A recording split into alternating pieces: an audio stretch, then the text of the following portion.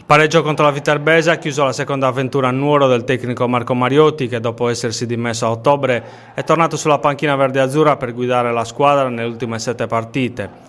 Parlare di calcio in un momento in cui la nuorese è senza dirigenza non appare una cosa superflua, serve a far capire cosa si rischia di perdere se tra le parti, società e amministrazione comunale non si troverà un terreno comune di dialogo. Un bilancio di questa sua seconda esperienza, per così dire, a Nuoro, insomma. Un'esperienza è stata bellissima sotto tutti i punti di vista, prima umani e poi professionali. Per quanto riguarda strettamente il fatto tecnico, sono molto contento perché abbiamo fatto 2 vittorie, 4 pareggi e una sola sconfitta, al cospetto di chi? Da Lupa Castelli, da Viterbese, dell'Olbia, le prime 3 e non abbiamo mai perso. Abbiamo battuto l'Olbia, abbiamo pareggiato sia con la Lupa che con la Viterbese, vuol dire che i ragazzi hanno seguito alcune mie idee di gioco, che mi piace giocare a calcio, a prescindere poi chi va in campo o chi va no, o che non c'è.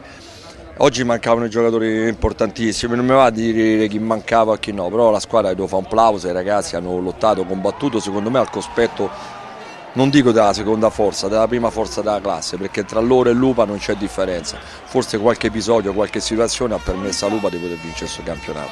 Una base c'è, la base c'è da migliorare, c'è da capire quali obiettivi vuole raggiungere la società, consolidare la permanenza in questa categoria che è una categoria importante e vedere nei prossimi anni di poter fare il salto di categoria dei professionisti.